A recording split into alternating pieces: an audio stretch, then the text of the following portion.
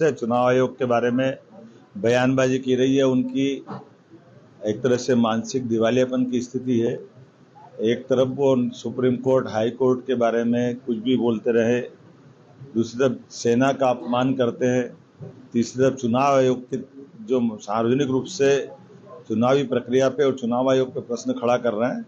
एक तरह से ये अर्बन नक्सलाइट वाली मानसिकता है।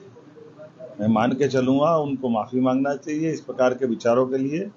उनकी पार्टी हारे, उनका अपना जनादर खत्म हो जाए, वो अपनी पार्टी के लिए करे जो करना हो, लेकिन समूचे लोकतंत्र, जो दुनिया का सबसे अच्छा लोकतंत्र और सबसे बड़ा लोकतांत्रिक देश है, ऐसे में उसके जो 3 आधारभूत मूल स्तंभ है, वो न्यायपालिका, वो हमारी इस इलेक्शन को निष्पक्षता से कराने वाले चुनाव आयोग की संस्था, या हमारे संविधान प्रदत्त अधिकारों की बात, सेना की बात, हर एक स्थान पर।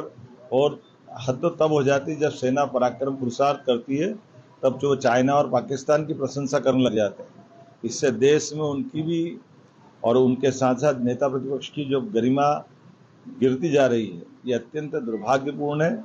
कल जिस प्रकार से उन्होंने इलेक्शन कमीशन के आधार पर बात कही है, अब कोई समझाए उनको, राहुल गांधी को, कि चुनाव आयोग जिस राज्य में चुनाव होता है वहां के कलेक्टर को ही निर्वाचन का मुख्य चुनाव आयुक्त बनाता है। ऐसे में डीएम ही चुनाव कराते हैं।